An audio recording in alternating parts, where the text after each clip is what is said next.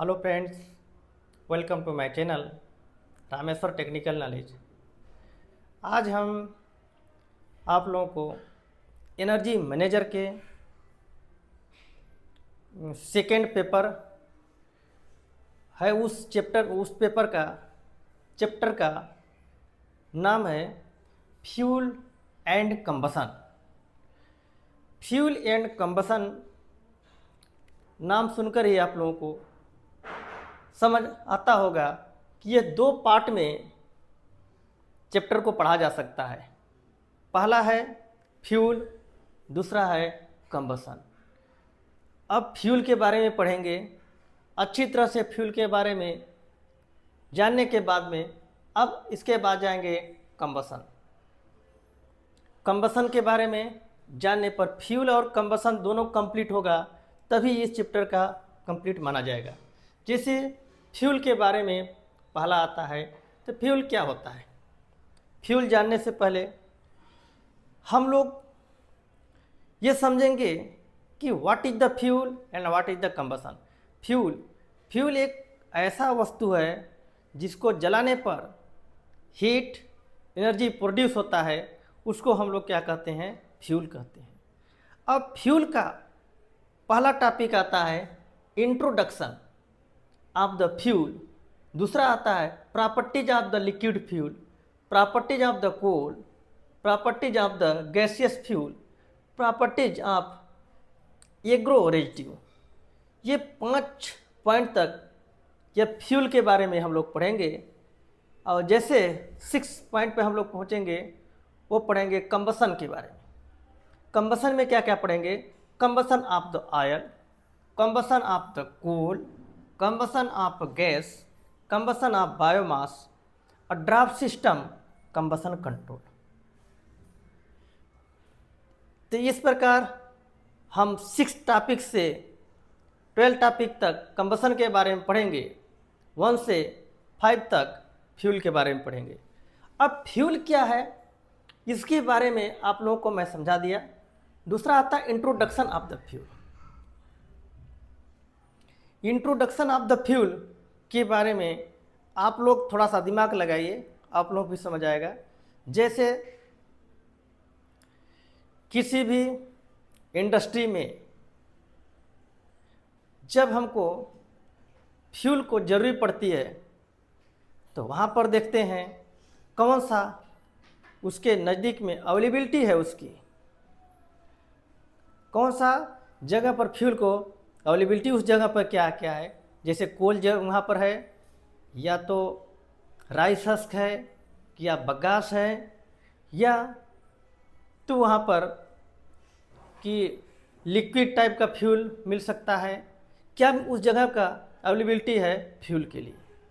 वहाँ पर जो फ्यूल का अवेलेबिलिटी होती है, उसको समझने के बाद यह देखा जाता है कि ला करके हमको फ्यूल को स्टोरेज करने के लिए जगह है कि नहीं, या तो उस फ्यूल को स्टोर कर सकते हैं कि नहीं, ये स्टोरेज भी देखते हैं। इसके बाद में आता है हैंडलिंग, और जहाँ पर स्टोर किया होता है उस स्टोर से बॉयलर तक हैंडलिंग करने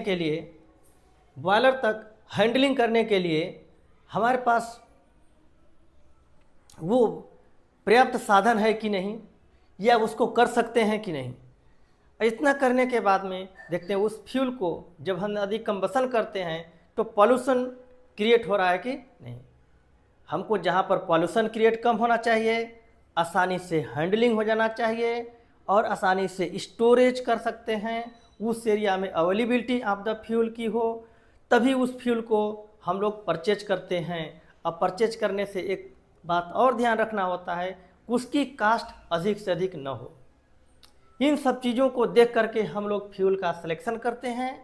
फ्यूल का जब सिलेक्शन करते हैं, करने के बाद में और जो फ्यूल यूज करते हैं, उन फ्यूल को में उसकी प्रॉपर्टीज क्या है, उस प्रॉपर्टीज के आधार पर हम लोग यदि जान लेते हैं तो फ्यूल को राइट मतलब ठीक तरह से फ्यूल को सिलेक्शन कर लेते हैं। नहीं तो उसको नहीं जानते हैं तो सिलेक्शन नहीं कर पाते हैं। इसलिए उसके लिए हमको क्या होना चाहिए, इंट्रोडक्शन ऑफ द फ्यूल के लिए पहले उस फ्यूल का अवेलेबिलिटी उस एरिया में है कि नहीं, अवेलेबिलिटी आसानी से मिल जानी चाहिए। दूसरा है उस फ्यूल को ला करके स्टोरेज हम कर सकते हैं, आसानी से कर तीसरा आता है कि उस फ्यूल में को स्टोरेज तो कर लिए, बाकी बॉयलर तक हैंडलिंग कर सकते हैं कि नहीं। और चौथा आता है पॉल्यूशन, उस फ्यूल को जलाने पर पॉल्यूशन क्रिएट होगा कि नहीं। अब कम से कम पॉल्यूशन क्रिएट हो ऐसे फ्यूल को ले सकते हैं। और लास्ट आता है लैंडेड कास्ट। ये what is the landed cost आप लोग नहीं समझेंगे, तो इसलिए मैं बताने जा रहा हूँ। लैंडेड कास्ट क्या होता है, फ्यूल जहाँ से परचेज करने के बाद लोडिंग अनलोडिंग तक ट्रांसपोर्ट के सारे जो कास्ट लगते हैं उसको बोलते हैं लैंडेड कास्ट। लैंडेड कास्ट उसकी कम होनी चाहिए, फ्यूल की अवेलेबिलिटी होनी चाहिए, फ्यूल की स्टोरेज भी कर सकते हैं, फ्यूल को हैंडल कर सकते हैं और पॉल्यूशन कम हो, ऐसे फ्यूल को हम लोग यहाँ पर सिलेक्शन करते हैं। ये आ गया fuel, introduction of the fuel. Fuel का अब आता है तीसरा कि कितने टाइप की फ्यूल होते हैं। फ्यूल होते हैं सॉलिड, लिक्विड, गैस। सॉलिड में क्या क्या होते हैं, जैसे कोल, राइसस, बगास, वुड, ये सब हमारे सॉलिड में आ गए। और लिक्विड में क्या क्या आते हैं, जैसे एलडीओ, फर्नेस ऑयल, ये सब जितने लिक्विड टाइप का हम लोग फ्यूल यूज करते हैं सब ये लिक्विड फ्यूल में आ गए। और तीसरा आता है गैसियस फ्यूल, जैसे gaseous fuel, natural gas, LPG, ये जितने गैस टाइप का हम लोग फ्यूल करेंगे ये सारे के सारे फ्यूल क्या हो जाएंगे, गैसियस फ्यूल। तो हम लोग फ्यूल को 3 भागों में बांट दिए, 3 टाइप का, सॉलिड, लिक्विड, गैस। तब 3 टाइप के बांट दिए और तीनों टाइप के बांटने के बाद में हर एक फ्यूल के बारे में उसकी प्रॉपर्टीज को समझेंगे। जब प्रॉपर्टीज के जब तक नहीं समझते हैं तब तक ये हम लोग राइट सिलेक्शन मतलब अच्छा सिलेक्शन फ्यूल का नहीं कर सकते हैं। इसलिए हम लोगों को जानना पड़ता है कि property of the fuel, property of the fuel होते हैं। उन फ्यूल में क्या पढ़ेंगे, लिक्विड फ्यूल के प्रॉपर्टी, कोल का प्रॉपर्टी, गैसियस के प्रॉपर्टी, एग्रोरेजिस का प्रॉपर्टी। ये प्रॉपर्टी के बारे में हर फ्यूल के एक एक करके पढ़ेंगे। ये टॉपिक हम लोग नेक्स्ट टॉपिक में बढ़ाते जाएंगे। आज केवल इंट्रोडक्शन ऑफ द फ्यूल को दिया। इंट्रोडक्शन के बारे में आप लोग समझ गए। फ्यूल को सिलेक्शन, फ्यूल क्या होता है, फ्यूल जो किसी वस्तु को जलाने पर जो एनर्जी प्रोड्यूस होती है उसको फ्यूल बोलते हैं।